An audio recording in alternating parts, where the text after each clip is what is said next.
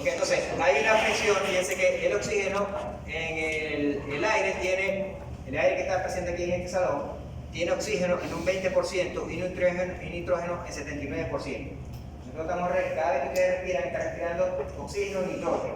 Hay otros gases, ¿no? Como dice la canción de carro, oxígeno, nitrógeno, ya, oxígeno. Entonces, eso lo están revisando, respirando, ¿verdad? Ok, ¿y qué es lo que casi no tiene? CO2. Casi no tiene CO2, porque el CO2 se va, se sube, se va para la atmósfera y ya está formando el efecto invernadero. Ok, pero esto es a nivel del mar, porque a nivel del mar el aire ejerce presión sobre todos los gases y esa es la presión de oxígeno que hay. Entonces aquí estamos a nivel del mar, entonces esta es la presión del oxígeno. Hay que ver porque ahora los gases se miden en presión. Los gases se miden en presión porque esto lo inventó un señor que se llama Torricelli hace muchos años y puso una bandeja con mercurio y puso un tubito metido en la bandeja. Entonces cuando lo puso así al aire, en condiciones de 42 kilómetros de aire hacia arriba, empujaron el mercurio hacia abajo y el mercurio que estaba aquí empujándose subió por el tubito y aquí marcó una distancia de 7,6 centímetros desde la base del tubo hasta aquí. Entonces el señor dijo que a nivel del mar la columna de aire que hay ejerce una presión de 760 milímetros de mercurio, que es lo que subió el mercurio aquí. ¿Qué pasa? Que a medida que va subiendo la persona que va a Mérida o a Bolivia, como está diciendo aquí el compañero, a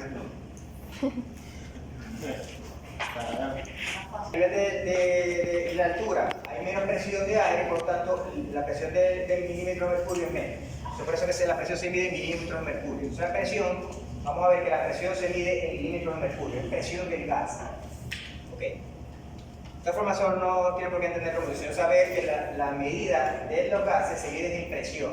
Y esa medida de presión se mide en milímetros de mercurio. Y esta es la razón. Ok, fíjense que entonces que a nivel del mar, el oxígeno, la presión de oxígeno es de 159 milímetros de mercurio. Esa es la presión que hace el oxígeno en este momento, la presión que está haciendo el oxígeno sobre nuestras caras, nuestro cuerpo, es de 159 milímetros de mercurio. Pero si nos vamos a Caracas, que está un poquito más alta, son, ¿cuánto es? 141, menos. ¿Por qué? Porque subimos.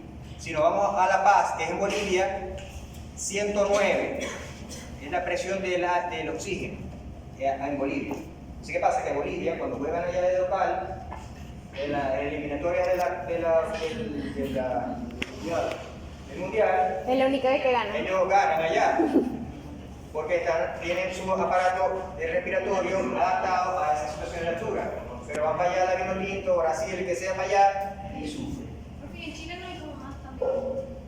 Está no alto, pero no como La Paz. La Paz es la ciudad más alta, como ciudad, la más alta del mundo. Ok. Entonces ven que la cantidad, no es la cantidad de oxígeno, de pronto la cantidad también, pero es la presión del oxígeno, la presión con que el oxígeno empuja. Entonces el oxígeno entra a nuestros pulmones y el oxígeno empuja la pared del pulmón y es de esa manera que entra a la sangre, el oxígeno empujando. Pero claro, mientras más alto está, el oxígeno empuja menos, tiene menos presión y entra menos oxígeno a la sangre.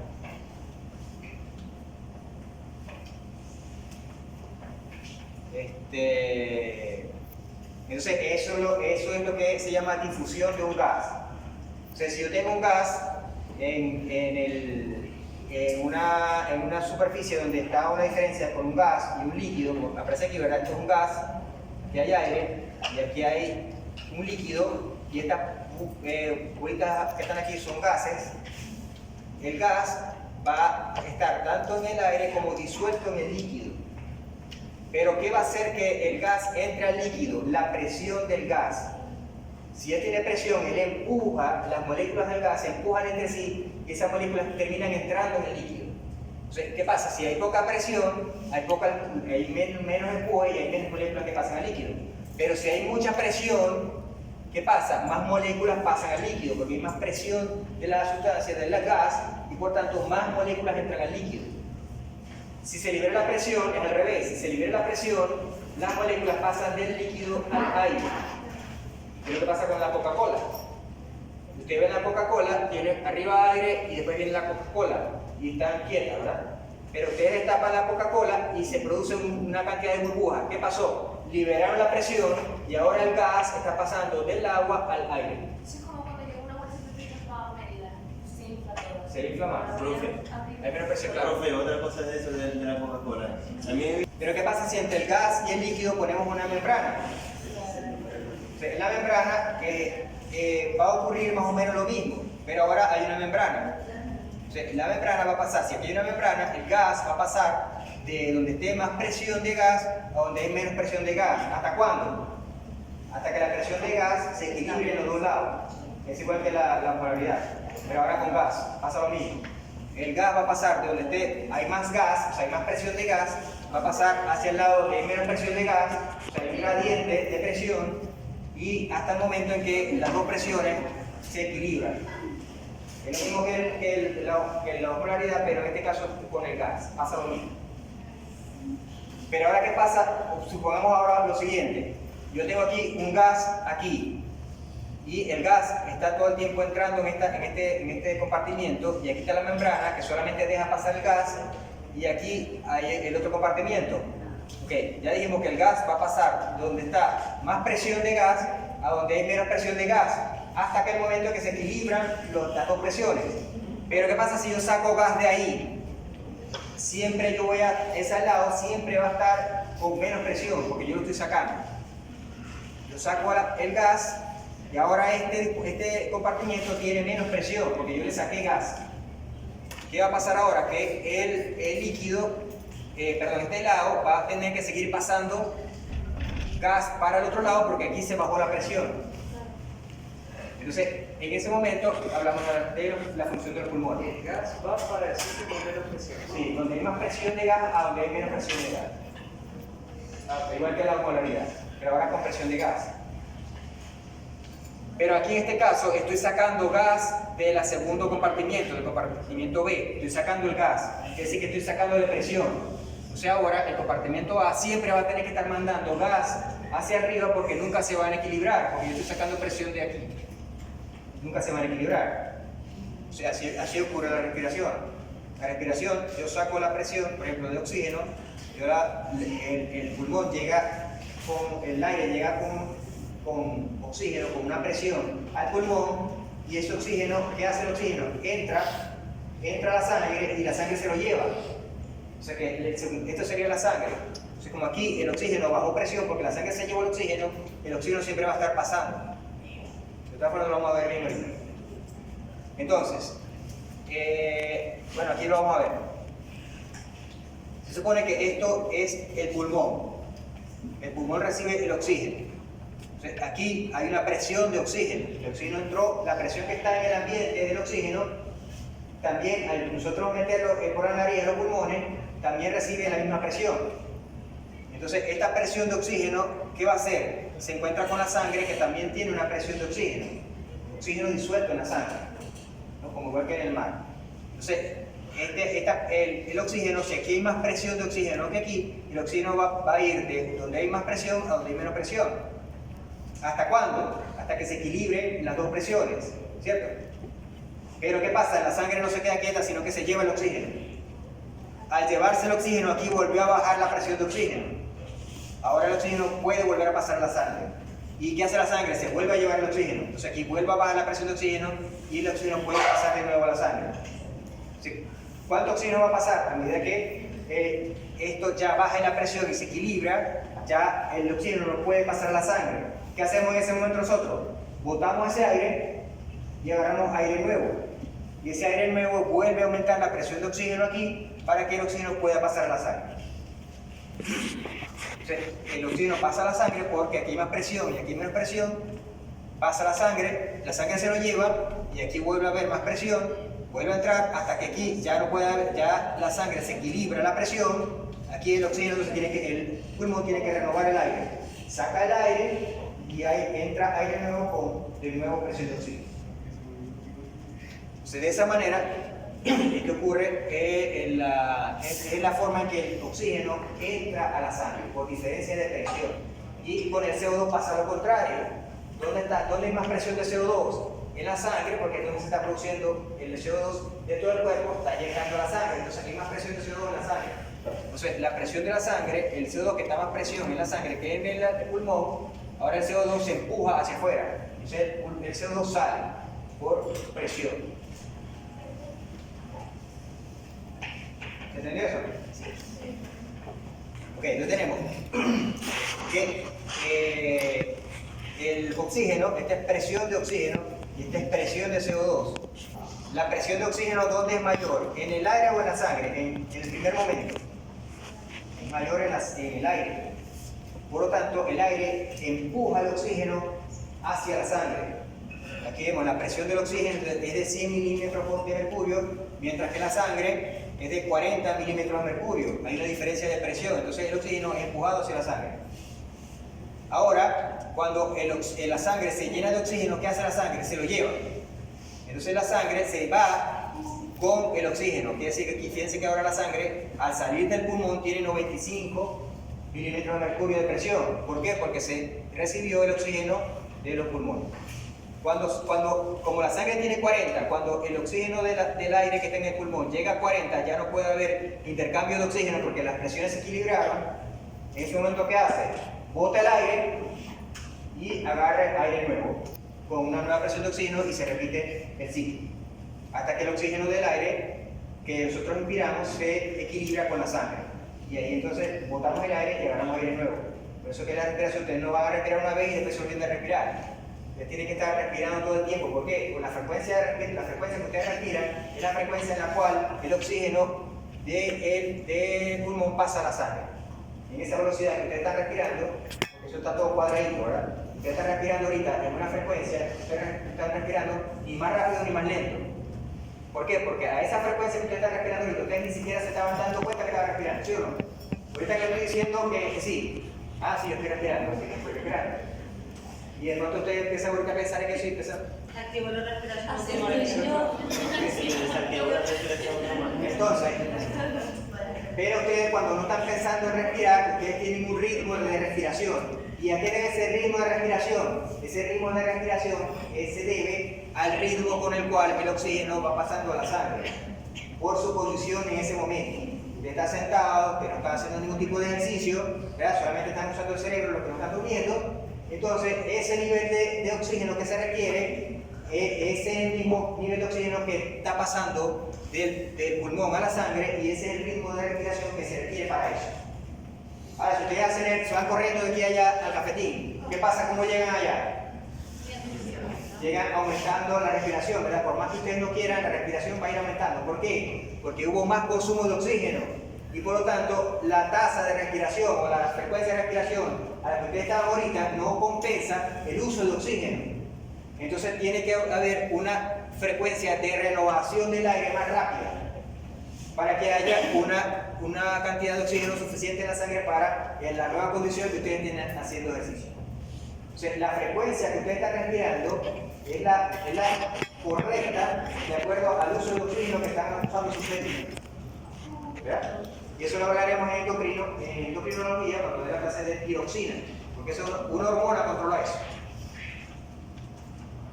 Ok. Hasta ahí lo que vamos a hablar de bioquímica, de gases. ¿Entendieron? Ahora vamos a hablar de lo que les gusta, de anatomía. Bien, la anatomía. Ay, se me olvidó la fotito de aquí.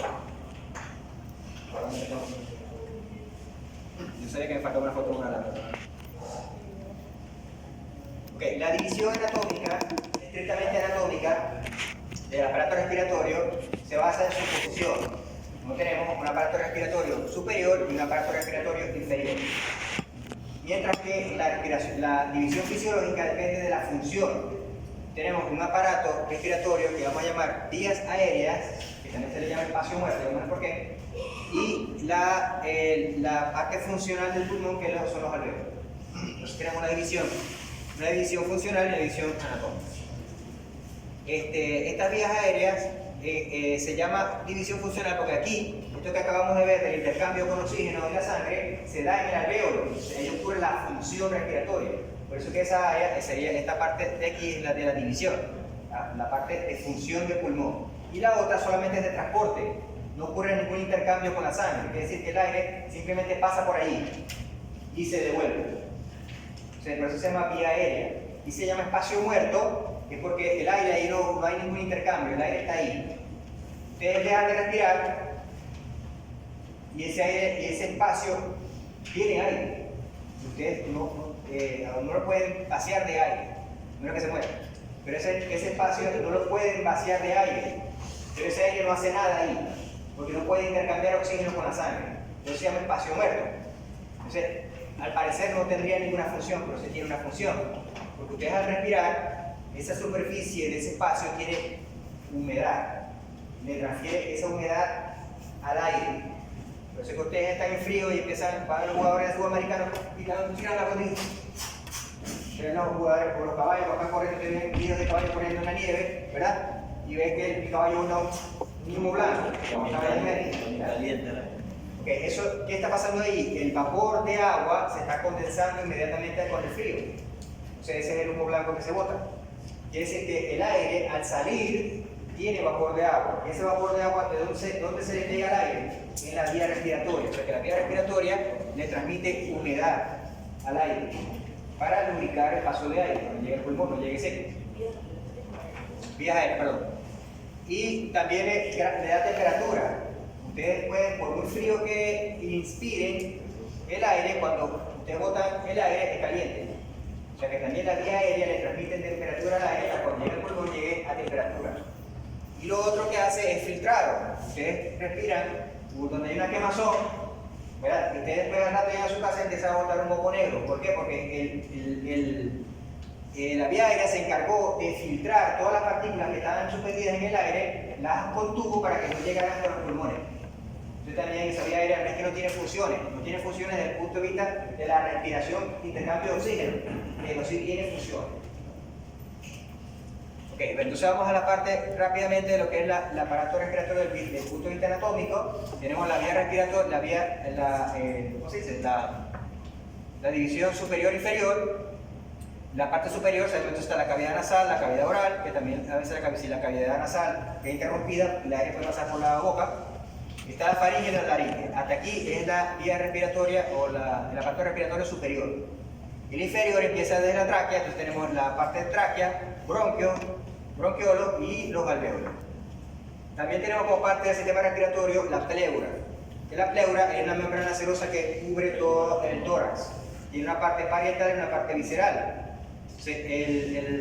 La pared del tórax tiene una pleura y el pulmón por fuera también está rodeado por una pleura.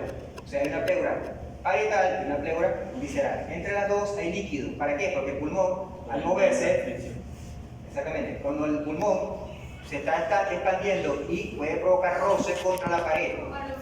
Entonces, para lubricar, están ahí adelantándose a lo que yo estoy diciendo porque van ahí. Ustedes se acuerdan por anatomía que los bronquios se dividen en bronquios principales, ¿verdad? Tienen una sola tráquea, se dividen en dos bronquios principales. ¿Verdad? Y esos bronquios principales se dividen después en bronquios secundarios, en bronquios terciarios, hasta llegar a los bronquiolos. Y cuando se divide en un bronquiolo, ese bronquiolo termina en una serie de alvéolos. Y esa serie de alvéolos es lo que se llama un saco alveolar. O sea que cada bronquiolo, donde llega un bronquiolo, que ahí se disparan una serie de alvéolos, todos esos alvéolos corresponden a ese bronquiolo, todo eso se llama saco alveolar.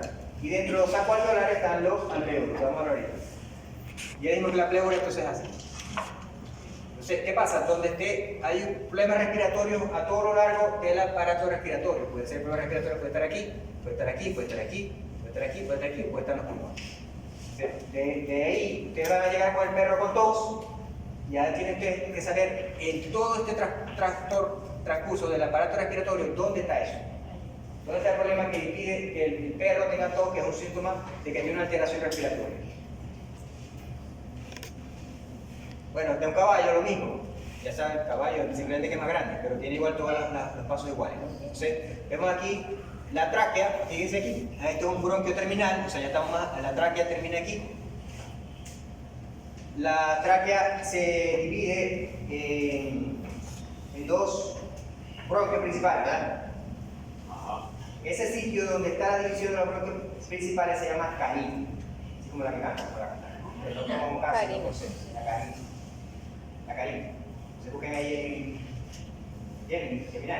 Ya es la carina con C. Es decir, la carina está aquí, se llama como carina la división de los productos principales. Y eso es un lugar muy importante para el diagnóstico radiográfico, ubicar dónde está la carina.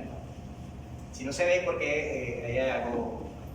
Entonces empiezan los bronquios principales, terminan en los bronquios terminales, luego estos bronquios terminan en los bronquiolos, y los bronquiolos terminan entonces en el saco alveolar, y el saco alveolar adentro tiene los alvéolos. Entonces los alvéolos son sacos ciegos. ¿Qué dice? Es la división de los... Lo leo. ¿Sí? ¿Qué dice? Término que se utiliza en anatomía para describir una estructura en forma de cresta o quilla en el cuerpo humano. La carina más conocida es la carina traqueal, ubicada en la base de la tráquea, donde se dividen bronquios principales derechos y izquierdos.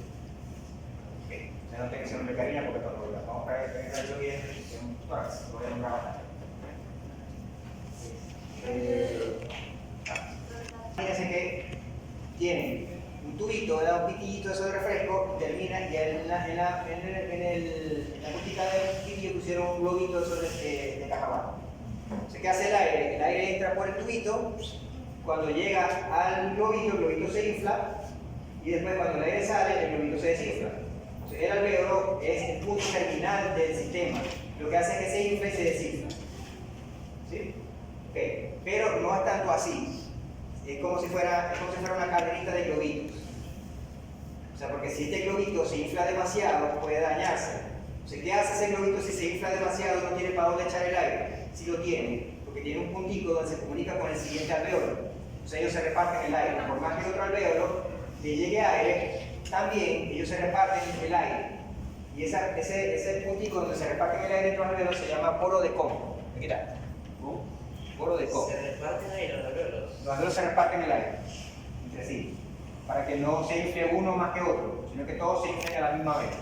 Entonces, para que uno no se inflen entre uno con otro, los alvéolos están comunicados por un poro que se llama poro de Kohn, como King Kong. Poro de Kohn.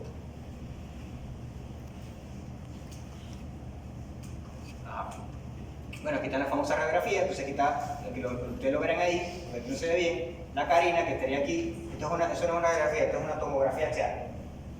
Aquí está, el negro que está aquí es aire, y aquí ven que el aire se divide en dos, quiere decir que aquí está la carina, y aquí estarían los pulmones. Fíjense, ¿dónde estamos? Aquí están los brazos del perro. Aquí, inmediatamente de los brazos del perro, empieza el tórax, ya se quitan las costillitas, estos punticos blancos son las costillas, aquí está la entrada del tórax, y aquí más o menos 1, 2, 3, 4 costillas, y aquí está la bifurcación de los bronquios.